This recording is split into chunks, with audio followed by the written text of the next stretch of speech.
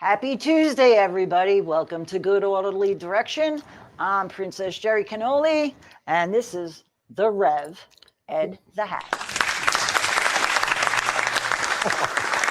And the crowd goes crazy. And they love you. What's happening? What's happening? I'm looking at the world and the situation that we're in. I don't know if everybody's watching the news, right? This Bible talks about a bunch of stuff. It talks about stuff like futuristic events. There's prophetic prophecy in it. There's healing for your life in it. There's change of your whole atmosphere of how your life is run. You can change everything about yourself, by using Bible terminology and walking in the right direction in life. That's just the main purpose, right? But I was watching, and they passed a bill, man, to make this giant dome in America. I don't know if you saw it on news today. This thing could stop interstellar missiles and all kinds of stuff like that. It's because, in other words, if they rockets get shot at America when they're done with this, they get blown up in outer space. They're never going to make it here. It's the most powerful version of this ever made. Now, Israel has one. It's called the Iron Dome. We're building a way more modern version here in America. The Bible talks about major destruction and war, the war of Armageddon, right? Well, I don't know about you, but that's kind of where I got to draw the line and say, maybe God sent this guy because he's building this thing for us, man. Just food for thought, for everybody that hates the orange man, which I don't understand that for the life of me.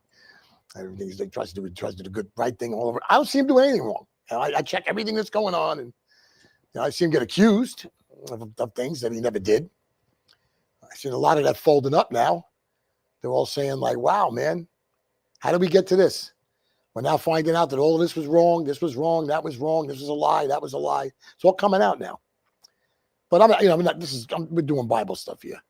My whole point with this type of stuff is getting ourselves right. I have a friend of mine who's going to rehab, even as we speak, halfway house right now. And I know the tough walk that she's got, I know what she's into. And, but she's giving it all. She's giving it all. Her whole butt is in this, man. She's trying to make this work this time. And I got to give her credit. She's doing real good for a long stretch here. But there's millions of people like her. They're all over the world, I was one myself, But the thing is, like, what changes that? How do we better ourselves? How do we get out of the mess that we're in? And Jesus talks about it in a way where it's misconstrued, always in looking at dollars and cents and value of things, And you got to understand something. When the soul of a human being is breached and broken, no money in the world is going to fix that. They cleaned me all up in this church years ago. 2.5 years into it, I had a beautiful brand new car, all kinds of credit cards, working at my old job. I was the boss of the business at that point. I got an upgrade. From when I left there, I didn't have that lifestyle, right? Here I was with all of this, and because the girl, the mother of my kids, was not back in my life, I was completely crushed still. The brokenness would not go away. This is many years ago in the 80s, right? Now, I'm saying this for a reason, because I'm using myself to make a point. So my sponsor, my secondary minister, and somewhat of a prophet, if you will, the Rev from Seafield Rehab is who he was, passed away. But at that time, he was my right arm. He was with me every day of the week, every night we hung out together. Went on for 3 years like that. And he looked at me and he said, Ed, with all these things that you got back, look at you. You got your health back. You gained weight. You got all your teeth fixed. You go to the dentist every week. He said, you look like a different person, man. He said, but you still, he knew. Don't get me wrong. This man knew already where I was at. He was doing this to try and make me see what's going on. I said, yeah, I can't get rid of the brokenness. He said, you got all this money now. You got this, you got that. I said, yeah, I know. I said, but it doesn't get rid of this pain, Fred. I can't get rid of the pain, man. I can't sleep at night. Is she with the other guy? Am I ever going to see my kids? Am I ever going to have a family with this woman? I came from I was old fashioned Italian. They're all there, I couldn't even understand this broke up situation like that, So I stayed severely broken, even still, 2.5 years later. And crushed. My heart was crushed. And I saw something in the Bible that people look at dollars and cents and the value of things. And that ain't what Jesus was talking about, man. Because I got it when I read it. Now, I went over this once before, but I'm going to hit it again because some people didn't get it. I didn't explain that part of it before I went to it. All right, now I'm going to show you this. Watch. It's going to be a couple of pieces here. Let me see. Where was I? And the kingdom of heaven is like unto treasure hid in a field, the which a man hath found. He hideth, and for joy thereof goeth and selleth all that he hath, and buyeth that field. Now, wait a minute. Let's go back and look at that again. The kingdom of heaven is like a treasure hidden in a field. So here I am with this brokenness. I can't get out of it. I'm holding on to it. I don't know how to let go of that, right? And I see this field, right? I find this field somewhere in this walk with God, right? And the which of a man hath found, he hideth, and for the joy thereof goeth and selleth all that he hath, and buyeth that field. Selleth what? When I found out that there was an answer to get out of that pain, once I saw that was possible, I surrendered. And in that last half, going into the third year, I was free of it. Because I finally found the way. It's not talking about money. Jesus used this as an example. There's another one that comes after that. He says, and again, the kingdom of heaven is like unto a merchant man seeking godly pearls. Pearls, right? They're worth money, right? Who, when he had found one pearl of great price, went and sold all that he had and bought it. Well, what did I have before I bought that pearl? Before I bought into that, right? Now, let's go with pearls real quick. Jesus said, but how did he word that? Don't cast your pearls before swine, for soon they'll turn and rend you. Meaning they'll turn on you. Don't tell them your secrets. Don't give them your heart painful stuff. Don't give it away to people because they can turn on you, right? Oh, well, Jesus talked about this pearl of a great price, right? Now here we are with this great price pearl. What's the great price pearl I'm holding on to? Up until this point, I was holding on for dear life to, my way. Like, God, bring her back and my kids, and I'll be great. I told you the story when Fred sat with me in the car and I flipped out that day. And I told him, I said, look, man, I said, but what you see is such a miracle. God never gave me what I wanted. I can't even see my own kids, I can't see them. I have no rights to them whatsoever to see them at all. And he turned around and he looked at me and he said, so God's done nothing? I said, well, that's what I want. I did all that. I fought this fight for going on 3 years for this reason. He said, I don't know, man. I see a 108-pound guy turned into at the time I was like 180 pounds at that point, 175 pounds. He goes, I seen you come back to life physically. Show your teeth getting fixed. We're sitting in a brand new car. Okay? You got credit. You got credit cards. You have your job back. You're running the show over there, man. I said, yeah, it's true. He goes, you're going to sit there because this part didn't happen yet? That's not God's, God's not doing anything for you. So I goes, well, we ain't done yet. So he kept praying with me that would all work out in the long run. He did that all the time with me, and he knew she was never coming back. I didn't know, but he knew. He knew I was never going to fix that. It was never going to come back to fruition. But in the long run, I got to see my kids. I got rights to them when they got older. After my daughter was 13 and all. I told this story before. And, everything went back together. But in that walk, I didn't know how to let go of that pain. And now, at one time when me and Fred finally, he came clean because I met somebody else finally. I said, I think I'm just going to go with this. I know you're going to be mad at me because we're praying for Nancy to come back, my ex, right? Praying for her to come back all these years. And now I'm with this girl, and he knew about it. He saw it happening, right? He said, no, I'm not mad at all. He said, we're done. I said, what do you mean we're done? He goes, we're done. I said, you're mad at me. What do you mean we're done? You're mad at me. He goes, no. You don't need me anymore. I said, Fred, what are you talking about? We hang out every single day of the week, just about every night of the week. He goes, no, that stops now. He says, you're going to go with that girl. I said, but what about, we prayed about Nancy coming, what about all, but I got all choked up and screwed up, right? He turned around and he looked at me and he said, I knew she was never coming back. I said, well, why did you tell me all these years she was going to? He said, because like everybody else that did that to you, you stopped listening to them, didn't you? You wouldn't go to them for anything, would you? I said, no. He said, never take the biggest hurt problem that somebody suffers and use that to try and control them, because you'll get nowhere with that. He says, you cannot do that. I said, wow, Fred, blew my mind with this one. So I learned my lesson with that. I really did. Like, when somebody's hurting over a certain issue, sometimes it's a death. Somebody died in somebody's family, they can't get over the death. Usually if it's their own child, you know, they have a hard time with that. But I can't see them anymore. I don't care about God and heaven and all of that. I can't see my own kid, you know, they start to get like that, you know. But, you know, to be honest with you, you'd say to yourself, eventually they'll snap out of it. Some people could do that, but not everybody.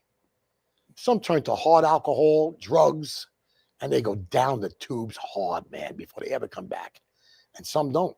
Some leave this world coming out the hard way. And it's the hard thing for me in the walk of who I am and what I preach, because I don't preach what I call the perfume delete of society's message. I don't have that. I got the gutter where the rubber meets the road message for the people who have no way out. I know what it is to be hungry. I know what it is to be stuck in a van. You know, I know it's I'm not know where I'm going to be tomorrow. I'm going to lay my head. I've seen it, you know. But line upon line, precept upon precept, God has reconstructed this human being right here. And he's still working on me today. I'm not perfect. I haven't arrived. I don't know everything. The day I start thinking I know everything, that's the day that God will stop doing things. All of a sudden, I'll say, why is nothing moving? Oh, because you became a know-it-all. You're not putting me in the equation. God's got to be in control, man. He's got to be in control. You got to go to him with everything. So my point is this. I was talking to Jerry on the phone. Jerry, remember the call we had this afternoon? Oh, yeah. I was explaining it to her how I noticed something a long time ago. I noticed it. All the churches that we have, all the different denominations, and all the different ways of Christianity that are out there, they're all rungs to ladders to getting to more and more knowledge of God and Jesus. That's all they really are. And they need it, all of them. Because I'll tell you right now, there are born-again churches that do as much as they can to help the poor. But no one helps the poor like the Catholics. The Catholic Church does more with Catholic charities and stuff, man. Catholic health. I mean, they put 4 stents in my heart. I'd be dead right now if it wasn't for them. And not last September, the one before. I went to my doctor. I said, I don't feel right, doc. He said, what are you talking about? I said, I just don't feel right. You keep telling me I'm okay. All the men in my family died young. I got a bad feeling, doc. He said, the echocardiogram and EKG is flawless. Your heart pumps like a brand new heart. I said, listen, doc, all the men died. My brother died at 49. My father was 57. All my other uncles had heart attacks and all kinds of stuff. I said, I don't trust this. He said, all right. So they set me up for a stress test in one place, a nuclear test in another. So I had to go and screw up the dates. Actually, God did. And you'll see why in a minute. I'll tell you how that happened. Stress test is you get on a treadmill, you got to run until you're really out of breath. Keep running, and they're watching how you're breathing and and all that. If you got something really bad wrong with your heart, it could kill you. But they were seeing I had nothing wrong because I did pass the echocardiogram and EKG. The echocardiogram is when they, you get a sonogram on your stomach for pregnant girl. Well, it's the same thing. They use a sonogram thing and they go look at your heart. And it comes up on a computer screen and they see people, but it doesn't really show the intricate blood flow in the lines, right? Like, or your arteries. It doesn't show it that well. Didn't know that at the time. I have no idea of any of this.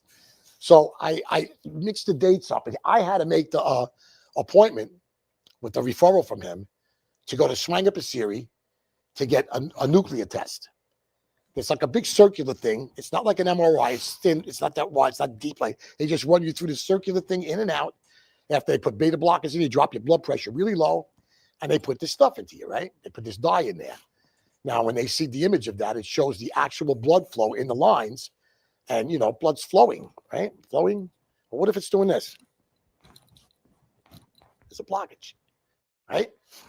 Well, I did that test, and they called me to do the stress test the same day as I was leaving. I said, what are you talking about? So you're supposed to be here for the stress test. He booked that. I screwed up the dates in my phone, and I got Swangapasiri, which blocked me from going for the stress test on the treadmill. So I went there and did that. I said, next week, same day, I'll come in for the stress test. Okay. I go for the nuclear test. 2 days after the nuclear test, the phone rings. What's up, Doc? He goes, can you breathe? I said, yeah. He goes, I have a problem. He's still stuttering. I said, Doc, what's going on? He says, you got to get to St. Francis immediately. I said, really? He said, your main arteries are closed. I said, what does that mean? He said, your LAD and your RCA arteries are closed. I don't know how you're circulating blood at all. He says, Ed, the hearts explode when this happens. I said, that's how my father died and my brother. Hearts exploded in their chest. He said, I can't believe you know. Listen to me. Stay calm, because if you haven't died at this point, I think you'll be fine. He said, but I've never seen this before. So they got me in over there. And the Dr. Petrosian laid me on the table over there at St. Francis Hospital. Thank God for this man, what he can do. Unbelievable. And on the TV screen, I could see everything. They ran a line up through the groin. It was pretty painful to stick a hole in my right in the bend of your leg right here. They stick a hole in there right into an artery, and they shove this paper thin, like a human hair size, all the way up to where the clog is. He tells me, this is not seen what you have here. He says, I've never seen this. He said, these two things, this is your intake and your exhausted heart, and they're not open. I don't know how you're alive. So that deliberation went on for a while. Another doctor came in to watch over the situation, kind of, you know. And the other doctor said, you a God-believing man? I'm laying there. He's cleaning out an artery right now. I said, I'm actually a reverend. He looks at the doctor. He goes, there's your answer. He goes, you ain't kidding, right? Jerry, you should see these guys' faces. It was hysterical. They're looking at me like I had two heads. And he goes, you're a reverend? I said, yeah, I was ordained not once, twice. He said, no way. He goes, stop looking for a reason why that heart's working right, because you ain't going to find one. The only reason why it's working right is because God is running that thing. It was kind of funny, you know. The girls in there were like, well, looking at it. Well, you got people on computers doing all this work. While he's doing that, there's computer number readings coming up on TV screens. There's women running, you know, all masked up and stuff. They're doing all kinds of work from there. They're yelling on number sequences while he's working, he's cleaning stuff. Unbelievable to get stents done, right? He cleared out the LAD artery. Okay, LAD. I have an LAD artery. I found that out that day. They cleaned it all out, and they sent me to my room for an overnight. Did the overnight. Then I finally got booked out. I went home and I started to walk around a little bit, and I could not catch my breath within 10 minutes. I said, this is not good at all. I had no pain in my chest, but I couldn't breathe right. Then I started getting like burping gas, like little burps. I never burped like this before. Called on the phone. He said, get over here. I said, what? He goes, we got to do the other artery. He didn't want to do both in one shot. He said that if he opened both of them, here's a heart that was not getting full flow of blood for such a long time. He said, I had to have been walking around like that for nearly 5 years. He said, to open them both up would be like blood rush. Would the heart be able to handle it? So he figured open up the one, wait about 3 weeks, and then open the other, right? And that was what he was planning on doing. So I went back there. And he said, that's real painful. I said, it's all black and blue. My whole thigh's black and blue. It looks like I got hit with a bat. He goes, unfortunately, that's the only way in. He says, I've done this once before with other people. I've done this a few times before. It's not going to be easy to put that thing back in there. I said, all right, Doc, I'm good with pain. Don't worry about it. Hold on to the sides of this thing screen. He goes, all right, don't tighten up too much. Try not to tighten your stomach too much. I got to keep things loose. So I was like, oh, my God. It hurt it hurt beyond belief. They got the line in there. He cleared out the other side. I did the overnight again. And the next day when I got out of there, I called him up. I said, I'm fatigued. I feel like I'm all run down. He said, that's normal. He says, you're breathing good? I said, yeah, I'm breathing okay. I mean, I think if I got up and tried to move around quick, it might get a lot of breath, but nothing like it was the other thing. So I was all cleared up on that. I got in touch with a friend of mine that did a lot of heart work on himself. And I said to him, they gave me these cards to carry in my wallet that I have 2 stents in my LAD, 2 stents in the RCA. He goes, oh, yeah. I said, the LAD. He says, the Widowmaker. I said, the what? He said, the Widowmaker. I said, that's what was clogged on my dad and my brother. And that's how they died.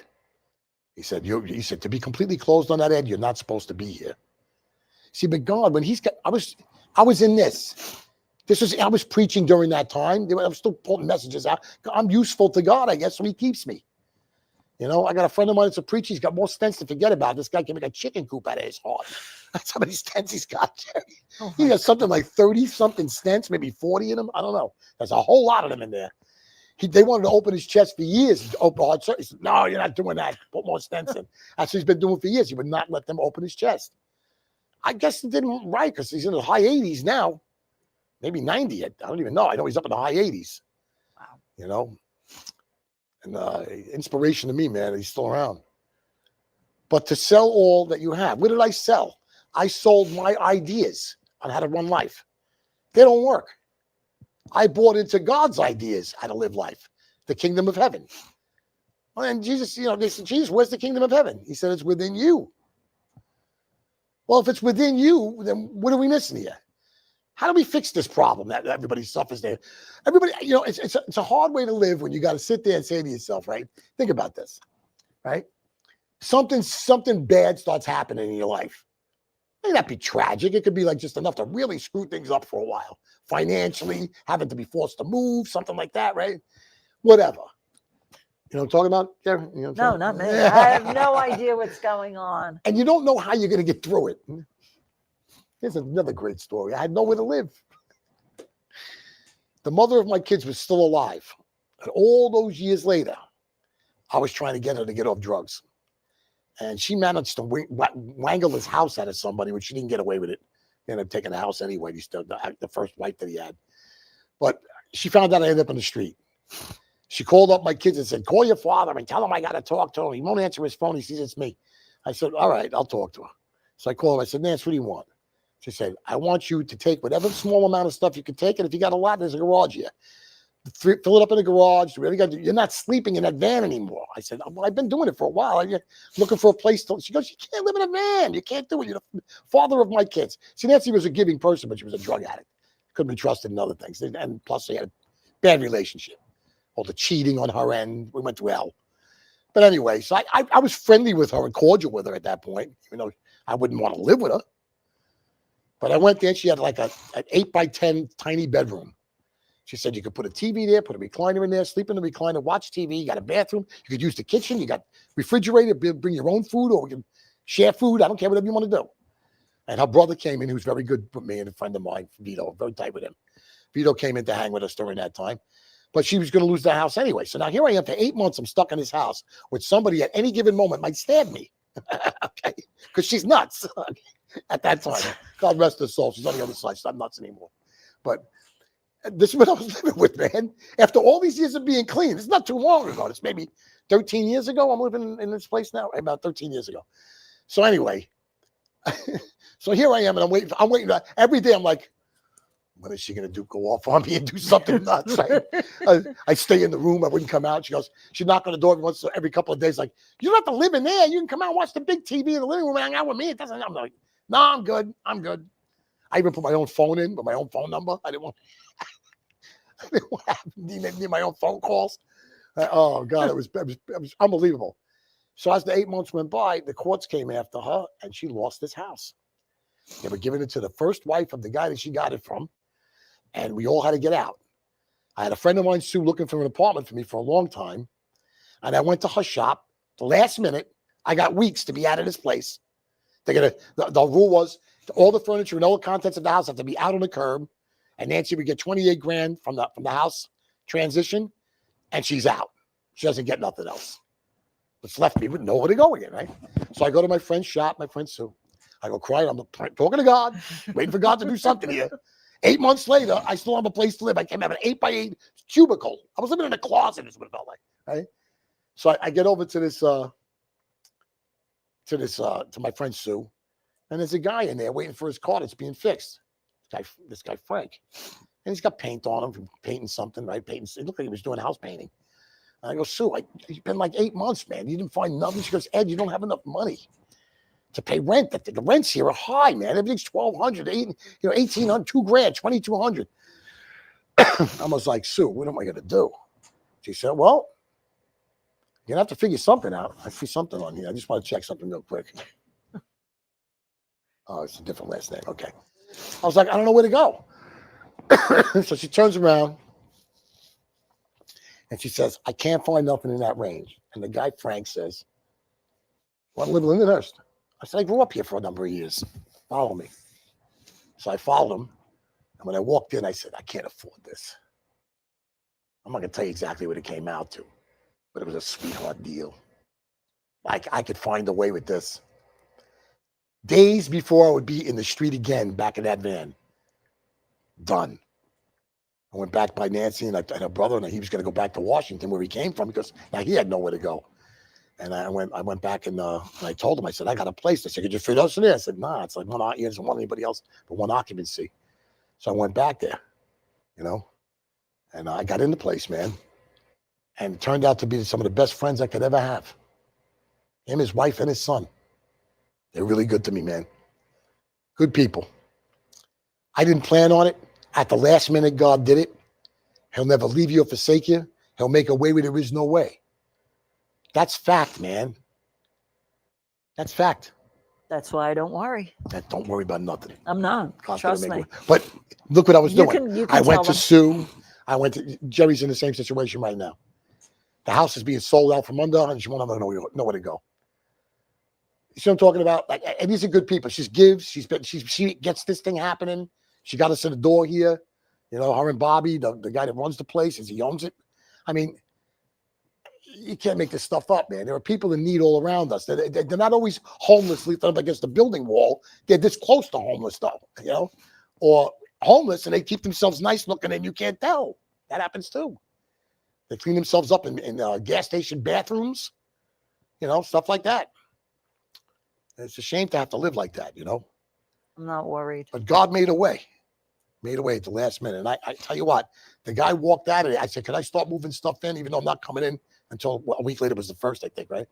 Even though I'm not coming until the first, you can do whatever you want, man. He said, just open the gate, bring the truck in, your van, and start loading in, whatever you got to do. He says, we'll start your rental start from the first. So I got everything in there, right? Now you figure, right, a month's rent, month's security, right? So I'm figuring that's what I got to do, right? I'm worried about that because where am I going to get this from? I don't have that much around. So I walked over to him and I said, can we work something out? This is the day of the first. He said, what? I said, for coming in. He goes, what do you mean? I said, get month security. It's a lot of money, a month security plus the rent. He goes, what are you talking about? Just give me the rent. I mean, God did that. He's done it with vehicles. I got mechanics that are retired that come to fix my cars. It's like, come on, man. I don't gotta pay top dollar. They got no overhead. Don't get me wrong, it's because of the parts prices. It's expensive still, and for me, it's really expensive, no matter what it is. But it's not nearly the shop prices. Shop prices are horrendous, man. When I blew out the upper and lower ball joints on the van last year, 1,800 large. Came from people that saw and knew me, saw the need, who gave me this much, that much, that's what, plus what I put in, and the money came in that way. There's no other way to do it. When I need tires, it goes on a credit card, and then I got to try and chip away at that. It's never been easy, but I do know what I know. God wants me driving. I have to get to places, right? He wants me preaching, and He don't want me homeless. I wish above all things that you would prosper, He said, just as your soul would prosper. So you say to yourself, what does He get out of that? All right, this is the whole mess. This is where the whole message led us. This is where we're going all along. Jesus said this, I pray that you would prosper just as your soul would prosper. Now, I've done a lot of messages on the word soul. The soul is the character of a human being, the way they carry themselves, how they believe, how much they can love other people, feel for others, as well for themselves, their belief in God, their walk with God, right? That's all a part of their character. Or they're a criminal. They'll rob the eyeballs out of your head. They'll steal from you, right? Some are murderers. Some molest children, all different characters out there. But the soul of a man, right? So, with that being said, that's the DNA, right? So how do I change that? I sent my word and healed them. That's what He says in this book. These messages change the molecular structure of a human being.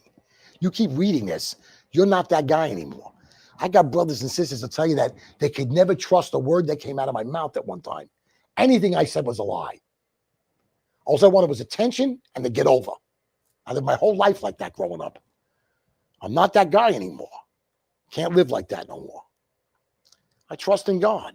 I wish that you would prosper just as your soul would prosper. So what I get, the point I'm telling you with that is, if you didn't sell all that you have, all the suffering that you hold on to, thinking God won't help you, if you don't stop doing that and say, he will help me, and there is a way, that's the key to this whole thing. That's what changes you. Because when you trusted in him for this, and it worked, trust him for that, and it worked, trust him for another thing, and it worked, and years are going by, and you trust him for this, and that, all that goes.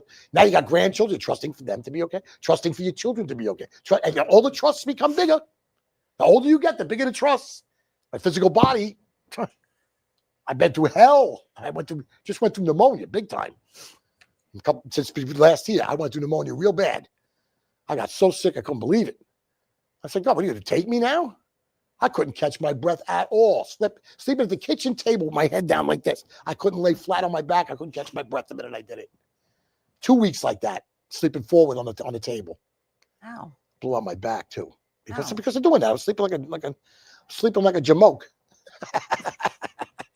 Whatever jamoke Remember is. that word? Yeah, I don't even know what jamoke is.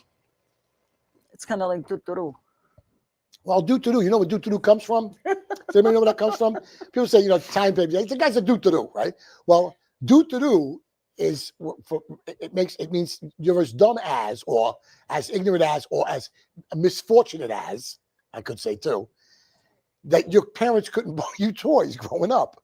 So when they finished the toilet paper, they gave you the cardboard thing and you went, do-to-do. That's where that comes from. I never knew that. I found that years ago. How did you find that out? I was at the church that I went to. Some other preacher out of Brooklyn was coming in. He knew that. He said, just so everybody knows, you know what he did? Chief Prophet said, everybody next week, we're going to do toilet paper tube. The whole church had them the next week. We're all doing it at the same time. Oh, my It was Lord. too funny, man. It was hysterical. There's a lot of things to do with point of contact with God. I put my hands on this Bible when I talk to him. So I said, your word says this. I'm not standing on it. I'm owning it. You put it in me. I'm now part of this word. This word is part of me. And you are, and so is Jesus and everything else that comes along with the deal. So this has to be changed. Things have to be fixed. I need this. I need that. It's just to boldly go before him and ask of him what you command of him what you will.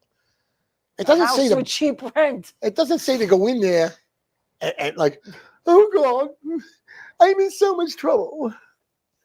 What shall I do? I shan't go on.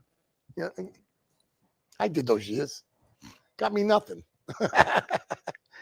God had listen, the rewards come when you land it right. Because when you land it right, then he can show you, like, that's the way you do this. And I learned not to beg Jesus for everything. Jesus is real. Jesus he's the whole mercy system for us to get to God.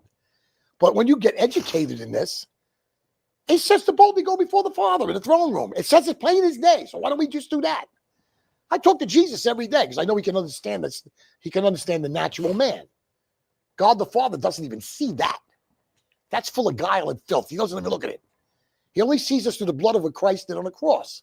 So if that be the case, we're seeing clean, even though we're still screwing up from time to time, even though we're walking a better life, even though we changed a lot of bad stuff. Because you're never perfect. Don't tell me somebody cuts you off. You're saying, praise the Lord. It ain't happening, man, on the highway. I can tell you that right now. Or if you're a carpenter and you're Christian, you're swinging that hammer over there and all of a sudden you miss it the thumb. You ain't saying, thank you, Jesus. I'm not going to hear that coming out of your mouth. I ain't going to be the words I'm going to hear. So we still sin. I mean, but, the fact of the matter is, we don't do anything like highly criminal anymore, right? We try. I mean, you try to get out of that life. Trying to be a better person. Yeah, you go like, you stay in the same muck. No. After a while, boring. It's like, Jerry, every time I touch this, I get shocked. Right? Touch that. No. You got shocked. Touch it for. Because do-do-do. Yeah, do-do-do. I'm going to bring a do-do-do next time. I got 3 big ones. I saved the ones from the paper towel ones. I'm going to bring in do-do-doos next time I come on here. We go, do-do-do. Everybody bring a do-do-do. Next time I'm on, have one ready. When you sit down, we're going to do-do-do together. Because I look back on those early days, Jerry, when I prayed, the stupid ways that I prayed and how I thought I'd get it. I got over for so many years when I was young that I didn't even realize that when I prayed, I was trying to get over on God. I was getting slick with the man that made it all. And how did you do And that? God was like on the other side. I want to hear this. Well, like I just like, if you do this for me, God, I'll never do that again. Oh, we've Yeah. all done that. Well, but I mean, I would do that again anyway. That's the problem. I didn't go. I didn't stick to it. I can see God on the other side going, Yep. yep. Righty then. I like the one that you told us last week What? with that prayer. You were imitating the guy from what the hell was that show? You just did it the last time we were on. What? You were praying for something, give me money or something like that. I don't remember. From the one with J.Lo, that show with J.Lo on it. Jeez, I don't remember this. Yeah, J.Lo was one of the dancers. Wayans brothers. Oh, yeah. That was more fun. money, more money, more money. You talking about that? Yeah. Yeah, I should have. Let me tell you something. Look, I got a sense of humor, guys, but Damon Wayans, he's hysterical. That guy's hilarious, man. When he was on TV on Living Color, the TV show, I used to sit there. I couldn't stop laughing, man. Jim Carrey, too, another one. All the Wayans brothers are funny. Show me the money. Show me more money, more money, more money. Yeah. But we were able to laugh at things back then. Nowadays, you could offend somebody and there's a lawsuit and all kinds of garbage. I got nothing for you to say. Yeah, it's ridiculous. We got left. We got like 9 minutes left. Look at this. Right, is that 9? Yeah, that is 9. We're not wearing glasses for distance. Would you like to borrow these? Who I got? Let's see who's on my Facebook page while we're doing this, guys, real quick. Danny Rouser. What's up, Danny? Lorinda, my friend Lorinda's on there. Who else? Let's see. Right. Lucille's on there. And that's Mama Lucille. Yeah, we have some Mike viewers Spinelli over lives here. around the block. I don't know who CC Kaysen is. It's somebody new. Christina Durazzo. I don't know who that is either. My cousin's on there. Rose D'Alessio. She's out of Queens, I believe. All right. And there's other people. But this is funny because I'll see this like where this is at, and then the numbers are huge. See, guys, you got to listen. To do Strong Island TV, right? Yes, Go I to put a YouTube, video up. Put in Strong Island TV. When that pops up, join it, and then scroll down. And if you know what I did? Watch this. I went in there and I put in Strong Island Ed the Hat, and it popped up with all of the shows. Wow. I put in Ed the Hat. I don't know why it worked with that, but it did. And it popped up the first 3 that we did before. Oh, wow. This is the 4th one now. So I couldn't believe it. They were all there. And then don't forget our little Venmo. Yeah, and do me a favor. There's a Venmo up in the corner, too. If you want to do something, bleep, all you got to do is do that now. We set this up right finally. Now we're getting educated. You know what I'm saying? Educated. That's because we have the professional in the I back. know we got That's a the professional professor. because if it was left up to me, I'm ignorant. I'd never be able to figure it out. Dude, and we have the professor in the Yeah, back. Professor Bobby's here. Yep. Professor Bobby, the computer whiz. All this stuff is set up by him. I look at this stuff, man, and I can't believe it's in here. To come into something like this. Turn your phone around. Give him a little shot. Yeah, we could do that. This way? Yeah. Yeah. See that? You can see the TVs back there. All Got that. everything. Lights. There's tables other over there. studios. Another studio thing there. They do bands on there. And sometimes. back there is And back an there we got LED this. screen. We got this. The Good Orderly Direction plaque. It's got bases up there, colored lights down and below. This is really, and Look, and that is an this LED is just one. screen. He's got other rooms like this in here. You know, so if you want to record, I guess he does music recording here too. Yes. If you want to do band recording, stuff like that. If you want to build a podcast, he does podcasts here. Everything. You know, so I'm promoting Strong Island because he does this. He does shirts. He's got a printing room. Yes. So we can make like Ed the Hat, Reverend Ed the Hat t-shirts. Yes. Really? Yeah.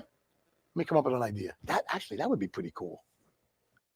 There you Right? go. That would be pretty hot right there. I'm going to take your phone and run into the other room. But pretty cool, right, guys? We ended up in this place. It's so much classier than my kitchen table with all the hats and coats hanging. I used to get I backdrops. think there's a vacuum I cleaner bought standing up there. backdrops when I was doing stuff out of the house during COVID. Yeah. Yeah, I had to. I had Oh to yeah, that's drop right. something. Yeah. Oh wow. Yeah. I And then didn't- Bobby just blew me in, and my Oh, you were zooming it? Yeah. Wow. Well, I didn't know how you. I thought you were going to the studio. I didn't think you were doing that. No. I'm gonna Very take cool. your I'm going to take your phone and run So into anyway, let's get back to this. Okay. Strong Island TV, right? Put in Strong Island TV on YouTube. Strong Island TV, Ed the Hat. Boom, they're gonna come up. They're gonna pop up. Now do me a favor. Watch it again on there. Tell other people to watch it on there. We need the views. big time. If we get into the millions of views, it changes everything, people. It changes the whole lives. Yeah. It'll turn big this time. thing into a whole different ball game if we can get the views in the millions. You know, that's what we want to see. Millions, I said. I'm not tying the hands of God. No, okay, I'm tying the hands of God. Trillions. Oh, get greedy now. So can God make a way? Yes, he does. He makes a way where there seems to be no way. Will he do it? Yes, he will. Now, I prayed amiss. I got bad results. I prayed correct. I got better results. I found my way throughout a whole lifetime, not even knowing I did it. But I really don't have anything to say on my existence other than I'm only here because of God. I think that's for everybody, even if they do have big money jobs or whatever. But I'm being honest with you. I would have no way to get through a month, not 1 month, if God didn't do the things he does. That's how bad it is. And I've been like that my whole youth. It's never, actually, when I was at the taxidermy business, it was pretty different. But after I had to leave there when I got sick, it's never been easy, you know. In the natural, not easy. With God, it gets done. But what was the moral of that story? I have no choice but to trust him. I'm kind of glad he did this to me, in a way, because I'm what better learning. way? I'm learning. What better way to know him? You know, like sit there and say, I just told somebody I got into a situation where a lot of money is going to disappear on me in an area. And I told somebody, they said, don't worry about nothing. Your family and you're going to be taken care of. I got this. I just got to make it to a bank. That's what she told me. And God does that. That's a miracle. And God does things like that. I've had friends of mine call me up. I got another friend of mine, I grew up with him in the dope dealing business that we were in years ago. He's all clean today. Over the years, he sent me money. You know, he said, Ed, man, I got you back, man. He's helped us to help the ministry. As a matter of fact, Jim, if you see this, we need backers, baby. He's doing good, Jim. He's doing good.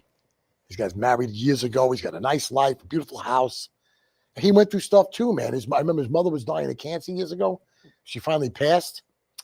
Jim's not one to really show you his feelings. He doesn't do that. He was pretty quiet about that. I don't know why. He just never did. I think he does more now because we do lunch every once in a while. He'll come and meet me. But You have friends? yeah, I have some friends. I got Okay. a few. Outside of you. I have to pick on him. I know him way too long. It's part of the course. It would be boring if this didn't happen, you know. But anyway, so Jim, his mother died, and I think it was like a week later. His father would always get up really early in the morning, no matter what. He was always up first before everybody. Dad wasn't up. He went in the room. His mouth was open. Got him a heart attack in his sleep. After how many days He of had the a mother? funeral for his mother, and right away another one right back to his dad.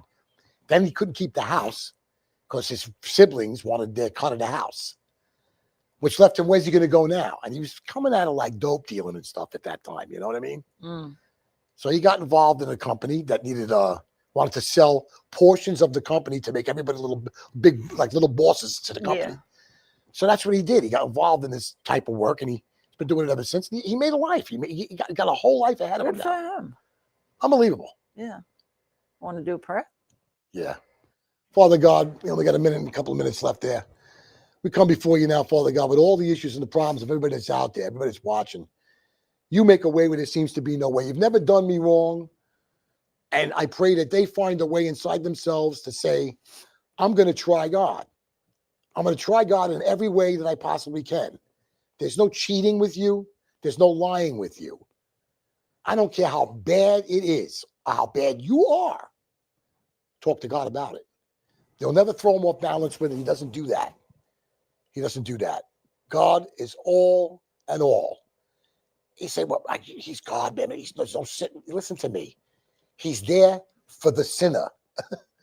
Jesus, why don't you hang out with us over here, man? We got the white clothes and we're doing great. And you hang out with these guys, these dirt people. Jesus said, I came for the sick, not the healthy. So that'll show you what God's really into. He's into the person who's going through the hardships. Okay, God, make my shoulder better. Heal that and then my shoulder. nose and my knee. Father God, heal that shoulder. We access your This power, one too. your power, and that knee. And that knee. Change the situation. We got 31, 30, 29, 28, 27. It's like it's New Year's. We're doing a countdown. Hey, listen, we got to laugh a little, you know? Yeah. So, guys, we're blessed coming in, blessed going out. He's our front and rear guard. We can't lose with the stuff we use. He's going to make a way with it, seems no way. Don't ever give up. Always stay with God no matter how bad it gets. Stick with God. And if you can use that SKU, is that a SKU thing, that thing? Yeah, that's a thingy. For Venmo? The Venmo thing. That goes right to me, guys, if you can do anything. We got no time. Adios, amigos.